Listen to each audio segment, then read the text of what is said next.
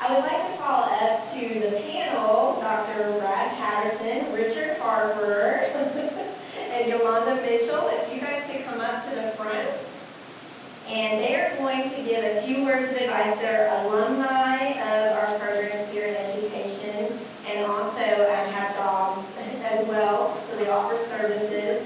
And they're going to give you a little bit of their best piece of advice to get through programs, and then anything that they want to share in regards to in regards to services that they have available in their area. So I'd like to introduce Dr. Brad Patterson and Richard Harper and Yolanda Mitchell, who are alumni of the education programs. And also Richard Harper is Assistant Dean of Students, and Brad Patterson is actually Associate Vice Chancellor of Student Affairs here at UALR, and newly, so this is a new position for him. So, but he's been at UALR for a long time and knows a lot about early testing services.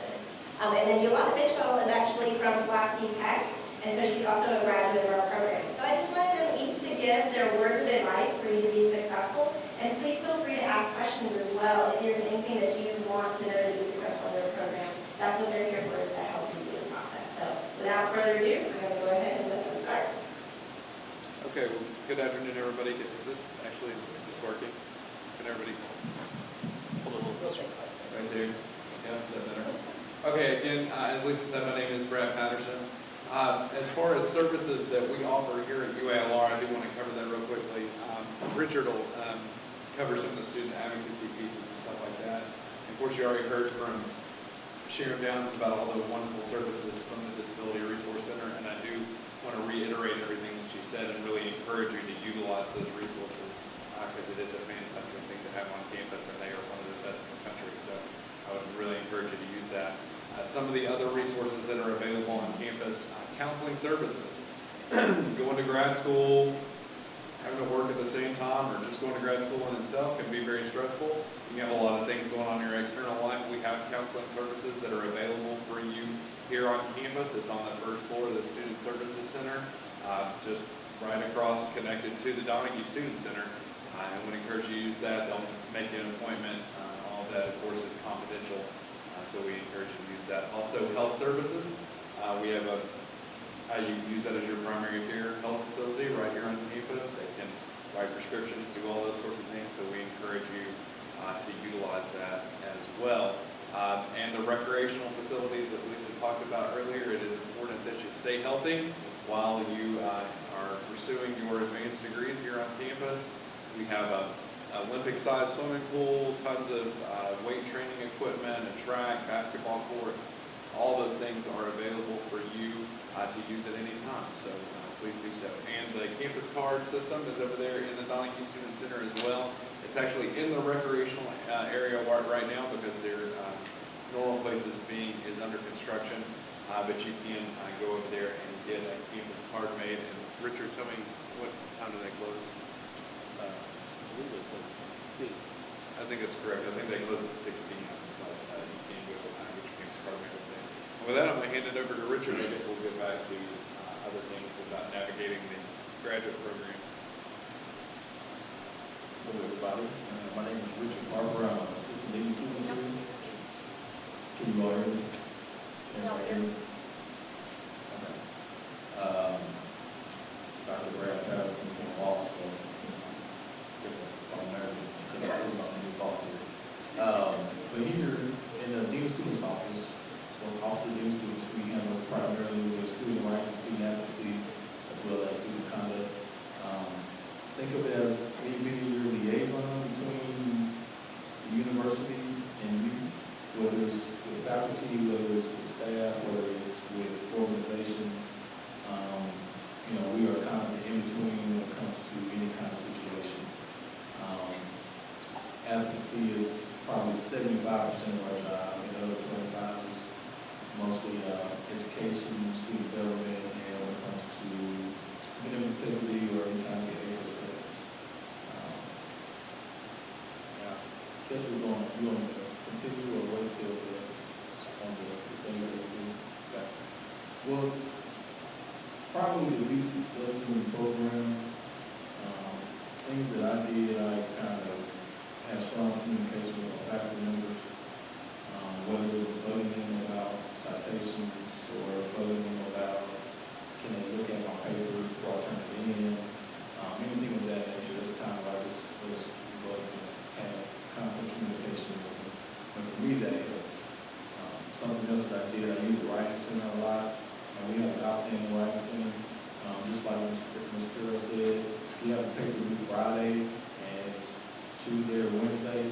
Probably not the best time to go to the writing center, but if you kind of strategically map out your writing schedule and writing purposes and everything that you want to do, they're really good at helping you out. And the last thing that kind of helped me out was building relationships, whether it was staff members when I was a student, whether it was peers, whether it was professional organizations or professional associations. Using that time and connecting with them really helped me out. And funny story, Dr. Patterson used to be director of testing when I was a graduate assistant, and now he's my boss, and we work right off the home from each other. So talk about connection, right? But that's it. Thank you. I'm Yolanda Mitchell, and I can't tell you what I do at UALR because I'm at Pulaski Tech, but I can tell you I feel like the poster child for non-traditional students at UALR. I was one of those 18-year-olds that went to college, obtained my associate's degree, and for reasons I'll never know, other than I was sick of it, I walked out into the hall the day I took my last final as an associate's degree, and I said it for anybody that happened to hear, and I don't know if anyone heard it, but I said, I will never, ever step foot in another college classroom, and nobody can make me. Well, obviously, I did not keep my promise to myself, and I'm so glad I didn't, and I came back to ULR as a very scared, non-traditional student. It took me 10 years, and yes, I said years, to finish that last 60 degrees to get my bachelor's, because at one time I had 3 jobs. And, but you know, I kept going, and then I realized that if I ever stopped, when I finally graduated with my bachelor's, that if I got a taste of a real life, I wouldn't probably go back. So I went straight into the master's program in communication here at ULR. My undergrad was in speech communication. And I was fortunate enough to be hired at Pulaski Tech the semester I was finishing my master's thesis. They hired me as an adjunct. And I knew the first day that I walked into the classroom that that was where I wanted to be. And so I was fortunate enough to be hired full-time, and then fortunate to be asked to be department chair, and I grew the department of communication, and I had fun with that challenge for 6 years. And I started the doctoral program in higher ed while I was department chair, teaching full-time, department chair, and I would tell my students, I'm a teacher by day and I'm a student at night and on weekends. So I've been where you are. I finally graduated and I did all this as a non-traditional student. And I'm living proof that you will finish if you persevere. And I'm so glad I graduated finally 2 years ago with that lovely terminal degree. And there's a reason it's called terminal degree. I jokingly tell people ABD does not stand for all but dissertation. It's all but dead. Not really. But you will have those moments, but it's worth it. But I guess the thing that, if I can use a GPS analogy, the best thing you can do for yourself, if you haven't already done this, is map out. If you're in a master's program, and whether it's lockstep or if it's not lockstep, if you're in the higher ed doctoral program, map out your route. Find out, if you hope to finish your classes in 3 years, 4 years, whatever's realistic for you, then find out, use the resources that are available to you in the dean's office, with your professors. Find out what classes are only offered in the spring, in the fall, in the summer, and get a plan, because as I tell my freshman students at Pulaski Tech, nobody plans to fail, you just fail to plan. And if you will plan out so you know exactly what you think you're going to be taking, then if life happens to you or a course gets canceled or rescheduled or whatever, you don't feel like you're off track and, oh my goodness, what do I do? And then you realize, oh, if I'd have just known that, because I've known people that this happened to, they could have graduated, a semester or a year or sometimes 18 months earlier if they had just known that prerequisite class they had to have was only going to be offered at X time, and they missed it. So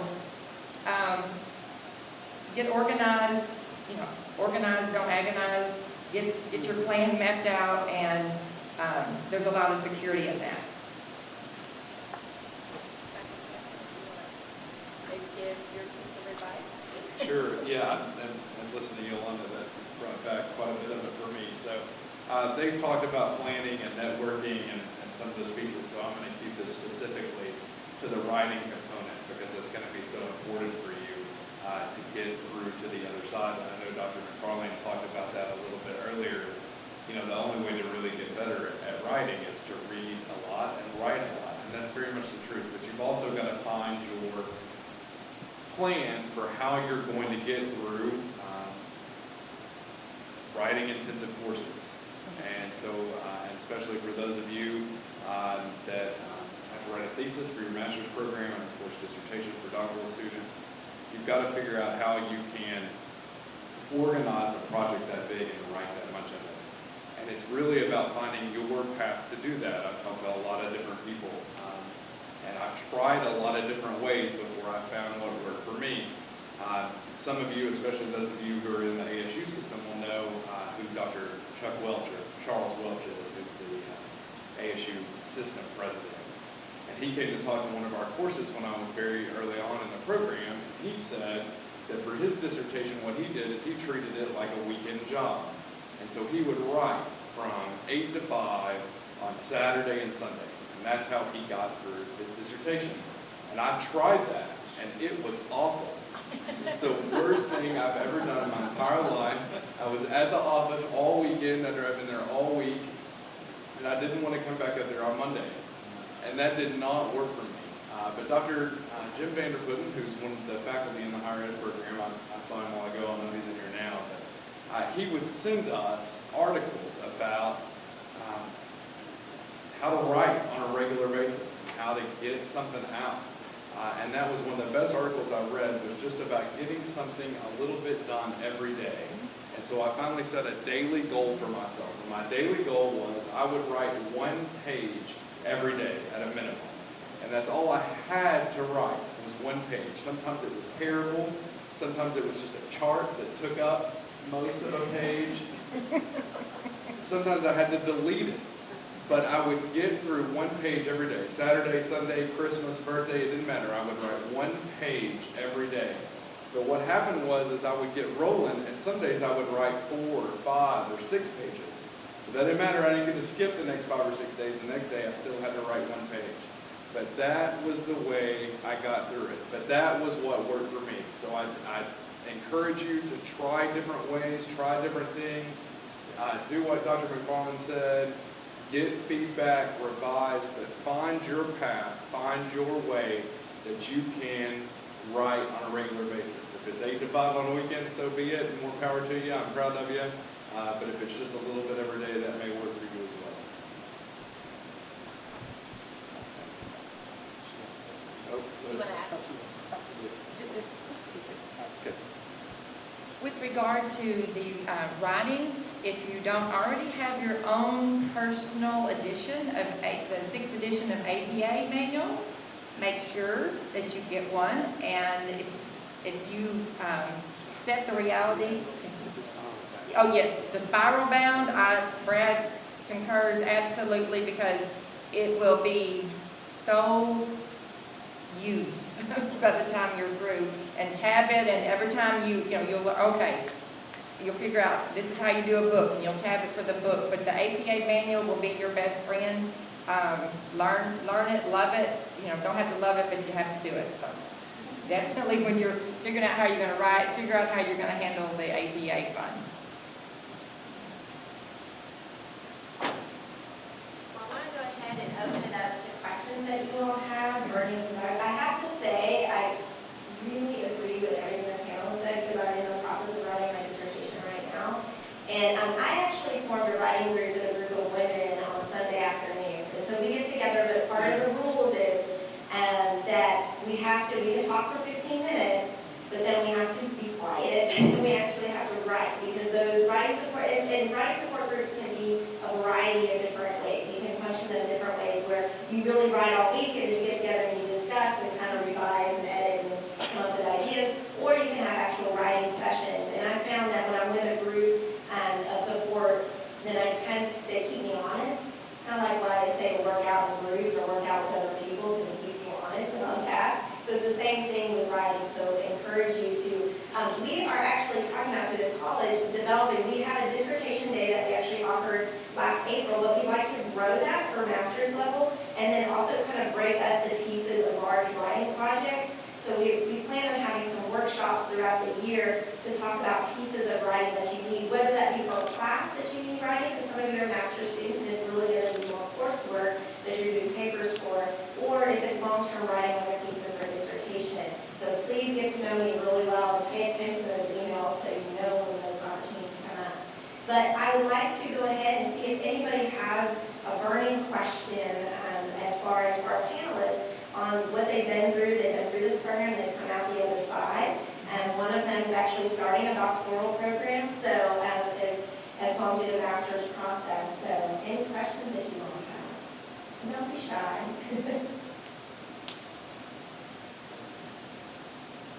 None? Okay. What's the realistic time to start working on this? I don't ASAP. Repeat that question. Okay, so the question was, what's a realistic time to start on a dissertation? And Yolanda can probably answer this as well. So the traditional wisdom on starting on a dissertation is pick a topic early as possible and write every major paper in every class you have towards that specific topic, right? That's what everybody tells you going in. I don't know about any of you, but I had no idea what my dissertation topic was going to be going into the doctoral program. No clue, not even where to start. And so I didn't actually find my topic, Dr. Barrett can vouch for this, until the spring semester before I was going to finish coursework. That paper I wrote towards my dissertation topic, and there are chunks of it in, that became part of my chapter 1 of my dissertation. The framework that I constructed in that paper. So does it help to pick it as early as you can and write papers towards it, because it helps you build a literature review and those sorts of things? Absolutely, but it happens organically, I think, more than anything else. It's not something that you can necessarily just pick from day one and expect that that's what you're going to do in the end. I had the similar experience, and I was feeling a little bit of pressure because everybody had said what he said about, okay, pick it, and every paper you can, write on that, and you'll have a 50-page, bibliography when you're through. And that wasn't happening for me, and I thought there's something wrong with me. What's wrong here? I'm not feeling it. I don't know yet. I knew as a communication instructor, I wanted, if at all possible, for it to have something to do with communication in the classroom.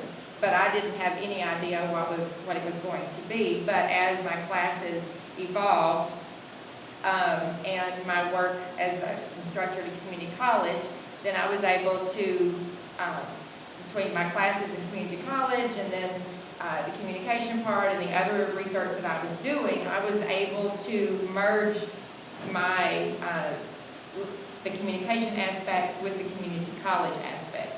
And a lot of it, too, is if you pick it too early, you'll hear this over and over in your research classes, the so what factor. You may be interested in it, but if no one else is, it's not gonna be approved for a dissertation topic. And depending on, how long it takes you to get to that point, something that might have been a hot topic or an appropriate topic may not be, some topics that I talk to faculty about, they said, well, that's a good topic, but it's been beat to death. There's really nothing new under the sun that you're gonna come up with, and you don't need to go that route. So, I would just say, if your interest is piqued in any class, I'm pretty OCD, and I had to file for everything, and I had me a file called dissertation topics ? And if I read an article, or if I had to write a paper or a link, and I just dropped it, down in there because there was no way I was going to remember everything. And now I'd go back and pull it, and I did, some of that I stuck in there, and then some of it by the time I got to it was, no, I'm not interested in that anymore, but this was. So just keep your antennas up, and it'll fall into place. Okay, do we have any other questions? We have time for one more, and then we're actually going to break off into groups. And we have teacher education